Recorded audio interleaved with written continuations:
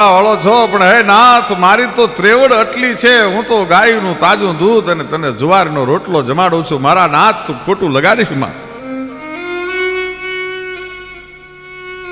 ગીગોપરની ભારત વર્ષમાં એક જ જગ્યા એવી છે કે જ્યાં કોઈથી લાંબો હાથ થાય નહીં. અતિયા પતિયા લુલા લંગડા ગરીબ તવંગર જે કોઈ આવે ત્યાં કોઈ પણ નાત જાતનો ભેદભાવ નહીં, બધાને તૃપ્ત કરે. પંખીનો પ્રાગવડ હોય એમ સતાધાર એમ કહેવાય છે કે ગરીબ અને અતિયા પતિયાનો પ્રાગવડ આપો ગીગો સતાધારની જગ્યા બની ગઈ થાય. આપો ગીગો પરચા મંડ્યા પૂરવા. ઘણા માણસો એમ કે છે કે પરચાની વાતો ગલત છે બાપ. સાધનાના કેડે અને સેવાના કેડે એકવાર હાલી જુઓ, પછી ખબર પડે કે તમારા મોઢામાંથી નીકળેલું વેણ છે એ પરમાત્માને પણ પાળવું પડે. ગીગાએ એવી સેવા કરી. સેવા કરતા કરતા કરતા આપા ગીગાના પરચાનો તો કોઈ પાર નથી, પણ અમારે જે આજ વાત કરવી છે એ શામજી બાપુની વાત કરવી છે. માણસનો જે દેહ છે,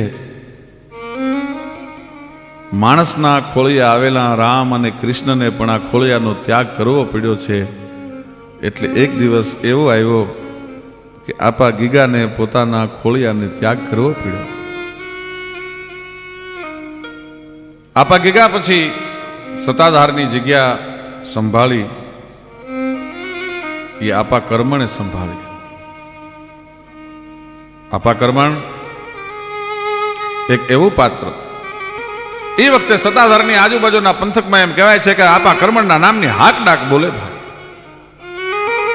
ઘણા એમ કહેતા કે આપા કર્મણે ભૂતને સાધેલું છે, ઘણા એમ કહેતા કે એને પિચાસને સાધેલો, ઘણા એમ કહેતા કે એને બાબરાને સાધેલો છે. અને માણસો આજુ પંથકના માણસો ડરે, રાડ નાખે કર્મણના નામથી.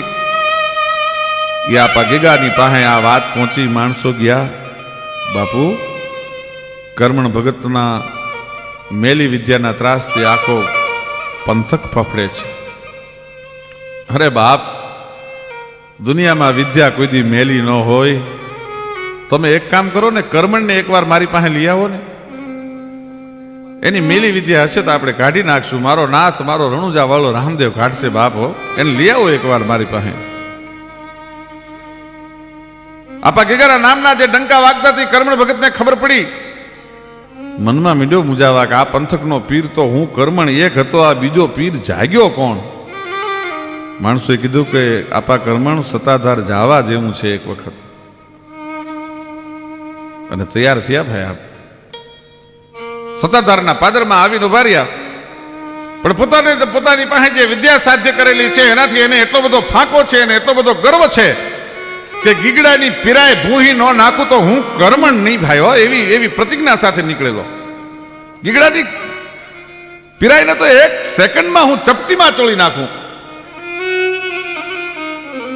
એક માણસ દોડતો આગળ જઈને કીધું કે આપા ગીગા, આપો કર્મણ આજ અહીંયા આવવા રાજી થયો છે ને સતાધારમાં પાદરમાં આભા છે. અરે મારા બાપ, એ તો મારો ઠાકર લઈ આવ્યો. લે એક કામ કરો, આ તમે કાળા એક જોડ લુગડા છે ને લેતા જાઓ અને કર્મણને કહેજે કે આ તું લુગડા પહેરી લે અને હાજે મારી ગૌત્રીના ધન જ્યારે ધન છે એ ચરીને પાછા વળતા હોય એ વખતે એને એ ધનની વાહે વાહે જગ્યામાં લઈ આવજો. અને એના કાળા લુગડા જગ્યામાં આવતા ધોળા થાય તો માની લીજો કે મારા ઠાકરે એના ભૂત પ્રેત ભગાડી નાખ્યા છે. અને કર્મણ ભગતને જઈને વાત કરી. કર્મણ ભગત આપાયા કાળા લુગડા મોકલાવ્યા છે, પહેરી લેવાના છે. સાંજે જ્યારે સૂરજનારાયણ અન્નાદેના ઓરડે જવાની તૈયારી કરે, સંધ્યાનું ટાણું થાય એ વખતે જે સતાધારની ગાયું જંગલમાંથી ચરીને આવતી હોય એની વાહે આપણે જવાનો છે. ના કાળા લુગડા ધોળા થાય તો માનજો ગીગામાં પીરાય છે.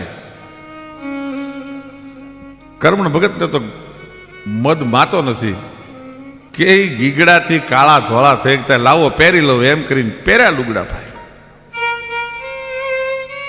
પણ આપણા શાસ્ત્રો એમ કે છે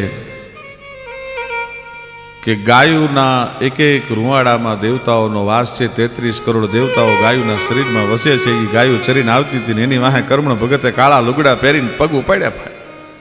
એ સતાધારનો જ્યાં જાપો આવ્યો ત્યાં કાળા જે લુગડા પહેરેલા હતા એ ધોળા થઈ ગયા અને મનમાં ધ્રાસકો પડી ગયો કે ઓહો આ મારો પહેલો